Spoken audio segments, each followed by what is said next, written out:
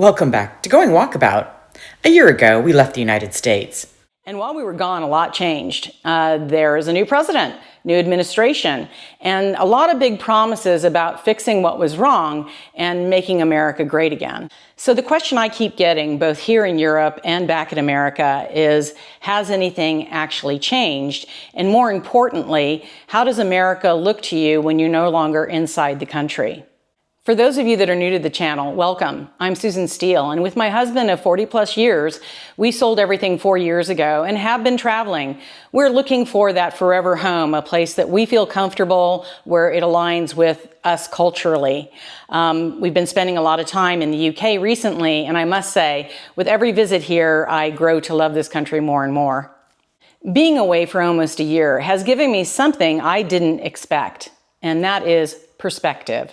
Today, I want to talk about what I've noticed since I've been outside of the United States and all of these events have happened.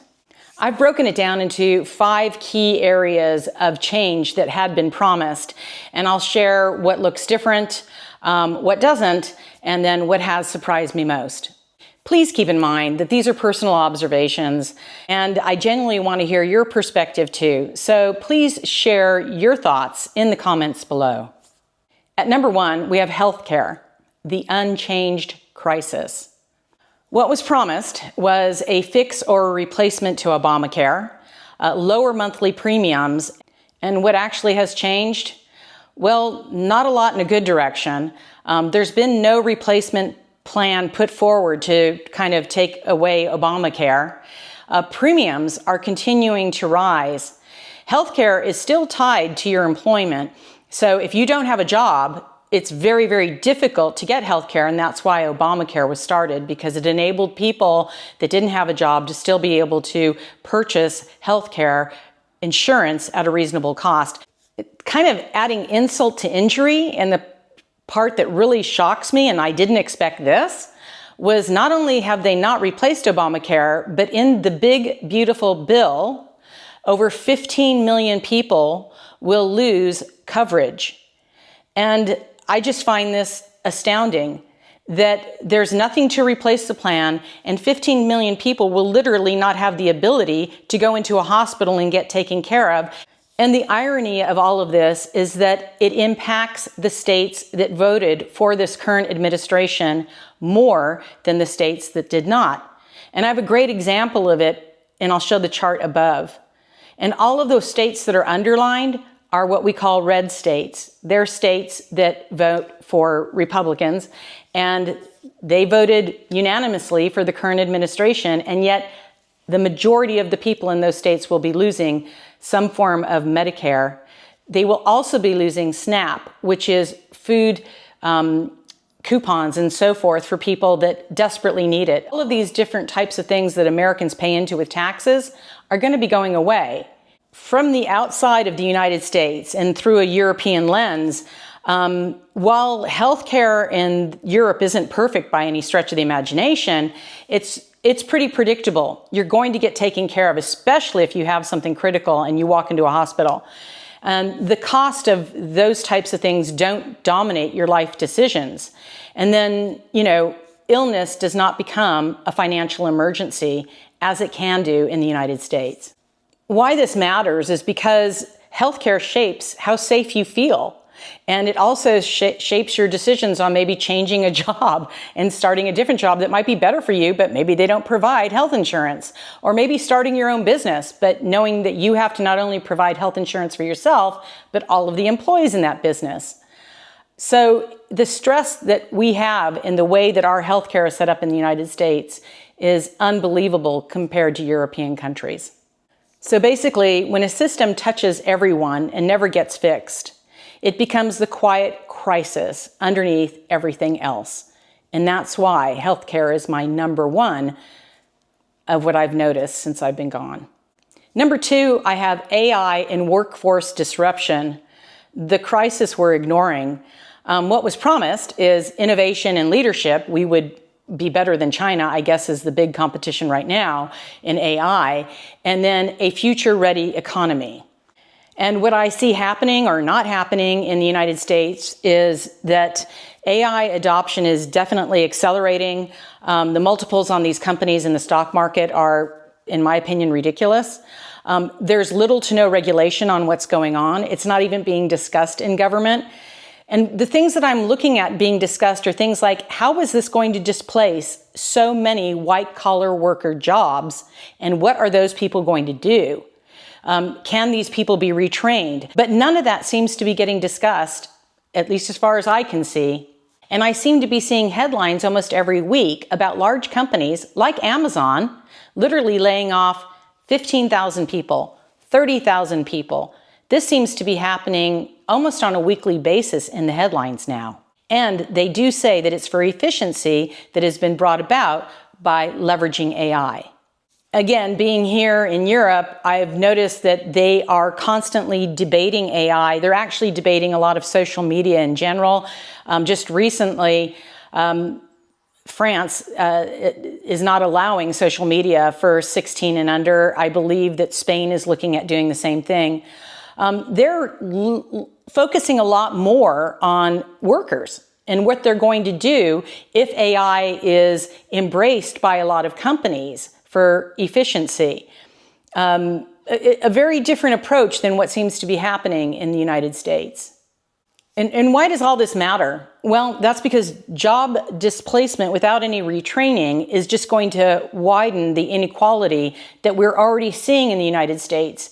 Many have said that we have a K-shaped economy where the rich are making more and more money from the stock market and so forth, and the poor are actually going down. They're making a lot less and being taxed a lot more. So that K-shaped economy is just going to even get more pronounced, especially in the United States. And it should be a hot topic on the table with all the people, just like I feel it is here in Europe.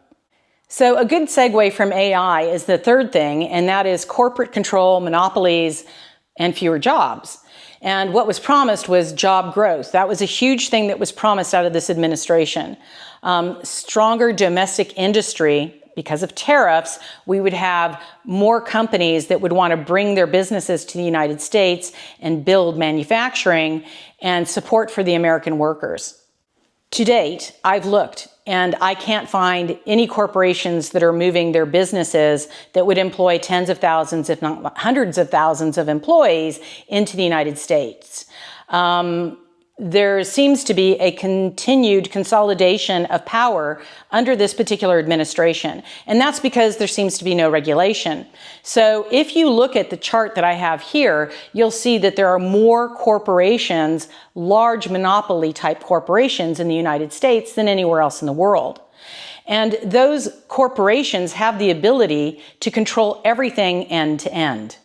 A great example of this was given by Alexandria Ocasio-Cortez in a Senate hearing. And she was talking about monopolies, and she used CVS, which is like a drugstore chain. Well, they're not just a drugstore chain. It looks like what CVS does is they will literally have you get an appointment with one of their doctors or their healthcare providers. That healthcare provider will then diagnose what's wrong with you and give you a prescription. And that could be for drugs, but it could also be for needing something like, I don't know, dialysis or whatever, blood samples, on and on. Well, they own that process too. Then they own the process where they actually sell you the drugs. And then the cycle starts all over again. So they can set the prices at every juncture, and they've got you 100% tied into their system. That's a monopoly, when they owned the process from beginning to end, and nobody else can compete with them on pricing or anything. That's a monopoly. And while many of us know that healthcare in the United States is being guided by these monopolistic corporations that own insurance companies and healthcare providers, we also have the same thing from companies like Amazon and Alphabet, who's also called Google, and Meta and Microsoft. They're all now so entangled in so many other things. Amazon started out as a bookseller. Now it does videos, it does streaming, it does groceries. It literally seems to be involved in everything. Jeff Bezos owns the Washington Post. I mean, if these are not monopolies, I don't know what is. From the European perspective, the reason this kind of seems so crazy is because they have really strong antitrust laws in Europe. So something like this in our healthcare arena, now in our, I don't know if you want to call it social media arena, entertainment arena, couldn't happen. They have a lot more skepticism to corporations gaining that much power in Europe than we seem to in the United States. The United States is looking increasingly shareholder first. And I guess the bottom line to this is the bottom line, which means that when power concentrates at the top and they control everything, we're going to feel it. Us, the consumer, we're going to feel it at the checkout lines, whether that be through a subscription or that be actually for our food. At number 4, we have inflation, tariff, and cost of living. What was promised was lower prices, eggs especially, and then relief for the everyday American. So what has actually changed? Inflation is actually higher than when the administration started. So I have a chart that shows that here. It's gone up about 0.7%. So it's at about 3% right now. So we, the consumer, are getting completely reamed at this time. And to the best of my knowledge, nothing has been done at this juncture to reel in what is going on with inflation in the United States. And that brings in what this administration said would really help fight inflation and actually would also be used to go against our deficit, which is enormous. It's in the trillions in the United States, and that's tariffs. And at this juncture, we can't seem to get any concrete numbers on tariffs. If these tariffs are generating any money to repay some of our financial debt in our country. So that has led people to feeling very frustrated and very uncertain, especially with the inflation that they have to live with on a daily basis. And just to be clear, the payments that companies have to make because of tariffs are definitely being passed on to the consumer. And that definitely is creating inflation. And again, may not be part of the CPI package, but the average person feels it every time they go grocery shopping. From outside of the United States, this one is looking frustrating to a lot of folks. Now, understand that literally the whole globe went through inflation. Every country's got inflation, and that's because of COVID. And depending on how much money those countries spent during that COVID time, it created enormous amounts of inflation. But I am not seeing anything like what I'm seeing in the United States, where we, the end user, the taxpayer, is having the brunt of the inflation put on us via the tariffs. What kind of added insult to injury is the big, beautiful bill, which literally did nothing for the middle class and the poor. As I mentioned before, it took away, or it's going to take away, medical and SNAP benefits. But on top of that, it gave tax breaks, enormous tax breaks to corporations and to wealthy people, the billionaire class. So it's a head scratcher because what could have been paid off or paid towards our national debt is not. And the brunt has been put on the middle class and the poor at this stage. Number 5 is immigration and ICE. What was promised was stronger borders and order and enforcement. And what's currently changed? We now have this government group called ICE, which is got the ability to go after immigration or people that they feel are breaking any immigration laws. The problem is they're not being held accountable to anything at this juncture. ICE currently seems to be being used more as a government entity that's waging war on the American people. The ICE people have been sent into cities, Los Angeles, Minneapolis, and in the thousands, where we would normally just have our police taking care of things. These ICE agents now are taking things under their control. The problem is that there doesn't seem to be any due process in anything that they're doing. And nobody could have missed this. It doesn't matter if you're in Europe. Gosh, you could be in the Antarctic and still know that at this point, There are people that have literally been killed in cold blood on the streets in the United States that are legal citizens with no due process whatsoever.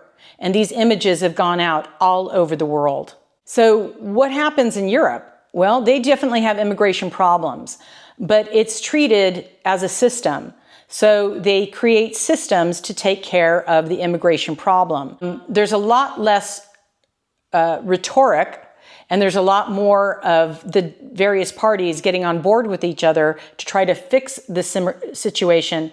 And that's why immigration in many European countries has actually fallen pretty greatly in the last year. Why this matters is enforcement without reforms prolongs all of this instability. And it's interesting because even though they definitely have immigration issues in Europe, I've seen more news on what ICE is doing here in Europe. I've seen it on the Italian TV, German TV, French TV. They are appalled at what's happening in the United States. I'll also add that from my YouTube channel, the comments that I've gotten from people from, you name it, Vienna, Germany, Spain, France, have been very kind. They have shown so much compassion towards these people that were shot in the United States. So if you've listened to what I've said over the past 19 minutes, whatever, and you're frustrated, it's understandable. We've got monopolies out of control. We've got AI possibly taking over many jobs. We've got corporations that are not being held accountable and seem very much like they're in the back pocket of this administration. We have people that are protesting, and we're seeing it all over the world. These protests happen, and yet nobody in our government seems to be acknowledging this, at least in the current administration. And if you're like me, you feel like you have to do something because it's so frustrating. And so there is something that we can do. There's a gentleman called Scott Galloway, Professor G, and he actually has a YouTube channel. He's a marketing professor, incredibly intelligent man, and he created a campaign to resist and unsubscribe. Because if we hit these corporations in their pocketbooks, that might actually affect what they say to the current administration and the president, and that might change some of these policies that are happening in our country. It seems to be the only way to get this current administration's attention is by affecting the stock market or affecting the corporations that are currently subsidizing this administration. So I'm going to put the website here for resist and unsubscribe. And really, it's pretty easy. There's many people that have multiple streaming services, multiple music services. We actually have very few because we travel, but I've actually already unsubscribed from Apple TV. I refuse to buy anything from Amazon, and I don't care if it's so much as a nail file. I'm having a no Amazon February. And if we can't get Jeff Bezos to be more compassionate towards the people that subsidize his company, then it'll be a non-Amazon March and April and rest of the year as well. So do what you can do what works for you, do what will make you feel better as though you're making an impact, because we the people have to stand up to the corporations and this administration and let them know that we're not happy with what is going on in our country. From the outside, what surprised me most wasn't the pace of change. It was how familiar everything still felt. The same unresolved problems, the same big promises, and the same sense that solutions are always just around the corner. You know, this isn't about right or left, or red or blue. It's about whether our country is willing to move from slogans to systems that are actually going to help fix things that are important to the everyday American. And I'd love to know, from where you're standing, does America feel like it's moving forward, or are we just standing still?